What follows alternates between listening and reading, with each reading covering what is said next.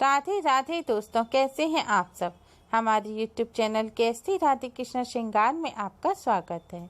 दोस्तों, आज की इस वीडियो में हम आपको शर्तिला एकादशी की कथा और महत्व बताएंगे। दोस्तों, माघ मास के कृष्ण पक्ष की एकादशी को शर्तिला एकादशी कहते हैं। इस एकादशी पर तिल का प्रयोग करते हुए भगवान विष्णु की आराधना की जाती है। इस एकादशी पर तिल का इस्तेमाल स्नान, भोजन, दान, तर्पण, प्रसाद इत्यादि सभी चीजों में किया जाता है। मनोकामना पूर्ति के लिए इस व्रत को विशेष माना गया है। पुराणों में बताया गया है कि जितना पुण्य कन्यादान, हजारों वर्षों की तपस्या और स्वर्ण दान से मिलता है, उससे अधिक फल एकमात्र शर्तिला एकादशी का व्रत करने से मिलता है। इस व्रत को करने से घर में सुख शांति का वास होता है। मनुष्य को भौतिक सुख तो प्राप्त होता ही है, मृत्यु के बाद मोक्ष की भी प्राप्ति होती है। शर्तिला एकादशी पर तिल का प्रयोग 6 प्रकार से करने पर सभी पापों का नाश होता है और वैकुंठ धाम की प्राप्ति होती है। तिल के 6 प्रयोग के कारण ही इसे शर्तिला एकादशी नाम दिया गया है।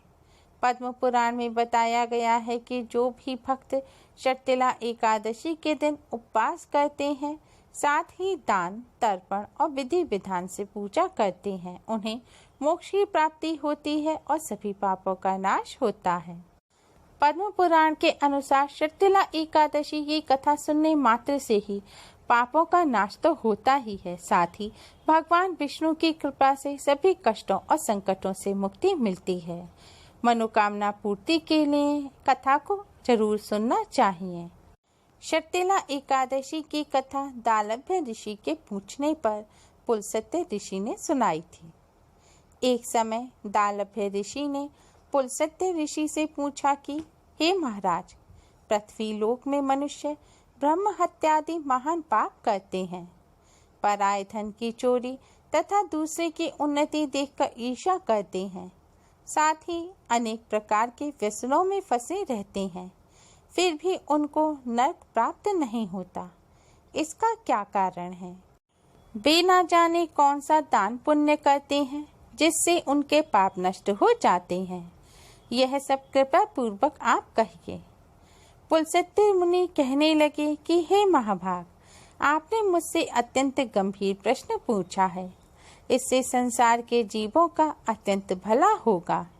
इस भेद को ब्रह्मा, विष्णु, रुद्र तथा इंद्र आदि भी नहीं जानते, परंतु आपको यह गुप्त तत्व मैं अवश्य बताऊंगा।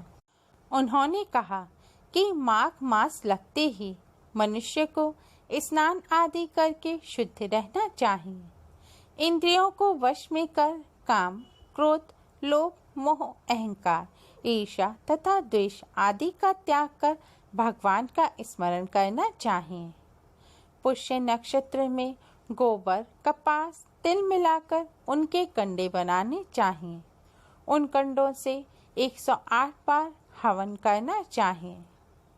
उस दिन मूल नक्षत्र हो और एकादशी तिथि हो तो अच्छे पुण्य देने वाले नियमों को ग्रहण करें। स्नान आदि नित्य क्रिया से निवृत्त होकर सब देवताओं के देव श्री भगवान का पूजन करें और एकादशी व्रत धारण करें। रात्रि को जागरण करना चाहिए। उसके दूसरे दिन धूप, दीप, नैवेद्य आदि से भगवान का पूजन करके खिचड़ी का भोग लगाना चाहिए। तत्पश्चात पेठा, नारियल, सीताफल या सुपारी का आधे देकर इस प्रकार स्तुति करनी चाहिए कि हे भगवान, आप तीनों को शरण देने वाले हैं, इस संसार सागर में फंसे हुओं का उद्धार करने वाले हैं। हे पुंडरीकाक्ष, हे विश्व भावन, हे पूर्वज, हे जगतपते, आप लक्ष्मी जी सहित इस तुच्छ अर्घ्य को स्वीकार करें। इसके पश्चात जल से भरा कुंभ यानी कि घड़ा ब्राह्मण को दान करें तथा ब्राह्मण को श्यामा गौ और तिल पात्र देना भी उत्तम है।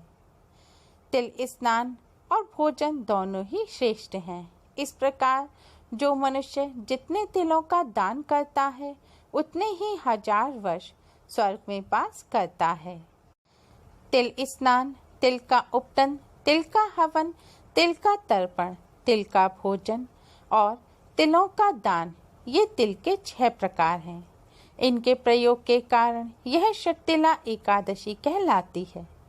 इस व्रत के करने से अनेक प्रकार के पाप नष्ट हो जाते हैं। इतना कहकर पुलस्त्य ऋषि कहने लगे कि अब मैं तुमसे इस एकादशी की कथा कहता हूँ, सो ध्यान से सुनो। एक समय नारद जी ने भगवान विष्णु से यही प्रश्न किया था और भगवान ने जो षटतिला एकादशी का महात्म्य नारद जी से कहा, सो मैं तुमसे कहता हूँ। भगवान ने नारद जी से कहा कि हे नारद, मैं तुमसे सत्य घटना कहता हूँ, ध्यानपूर्वक सुनो। प्राचीन काल में मृत्यु लोक में एक ब्राह्मणी रहती थी। वह सदैव व्रत किया करती थी। एक समय वह 1 मास तक व्रत करती रही। इससे उसका शरीर अत्यंत दुर्बल हो गया। यद्यपि वह अत्यंत बुद्धिमान थी, तथापि उसने कभी देवताओं या ब्राह्मणों के निमित्त अन्न या धन का दान नहीं किया था।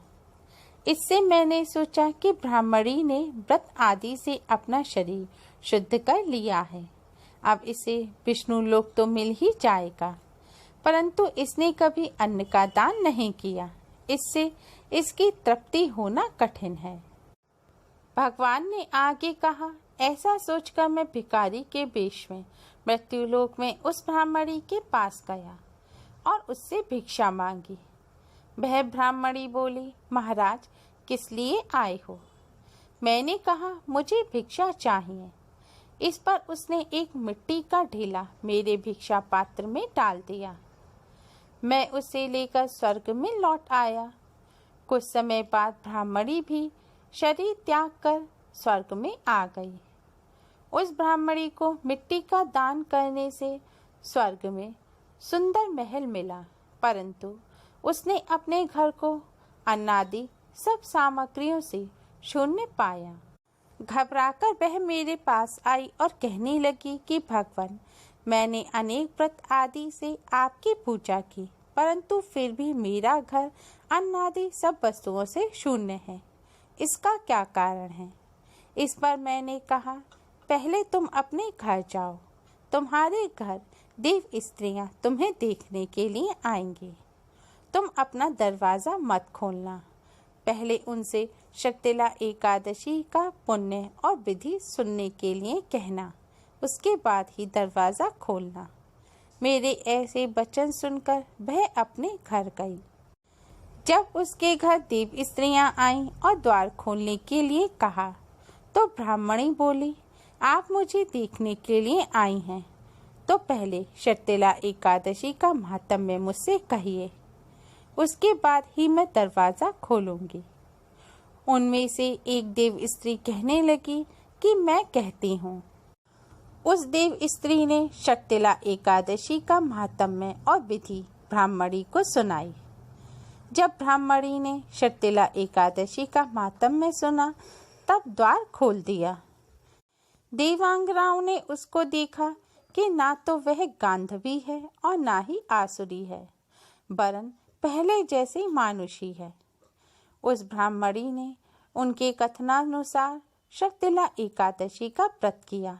इसके प्रभाव से वह सुंदर और रूपवती हो गई तथा उसका घर अन्नादि समस्त सामग्रियों से युक्त हो गया।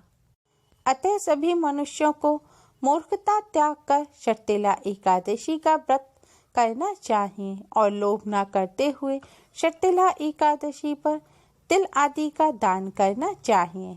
इससे दुर्भाग्य, दरिद्रता तथा अनेक प्रकार के कष्ट दूर होकर मोक्ष की प्राप्ति होती है। षटतिला एकादशी का व्रत करने से सभी पापों का नाश होता है, साथ ही भगवान विष्णु की कृपा से सभी मनोकामनाएं पूर्ण होती हैं।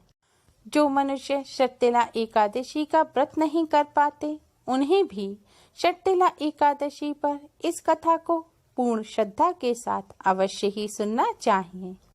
षटतिला एकादशी की कथा को सच्चे मन से सुनने से और तिल का दान करने से भगवान विष्णु की कृपा से दुर्भाग्य, दरिद्रता तथा सभी प्रकार के कष्ट दूर होते हैं। उम्मीद है आपको हमारी ये वीडियो पसंद आई होगी। प्लीज़ लाइक करें। हमारी इस वीडियो को अपने फ्रेंड्स और रिश्तेदारों में ज़्यादा से ज़्यादा शेयर करें, जिससे वह भी इसका लाभ उठा सकें। और हमारी और भी वीडियोस के लिए हमारे चैनल को सब्सक्राइब करना ना भूलें। Thanks for watching. Radhe Radhe.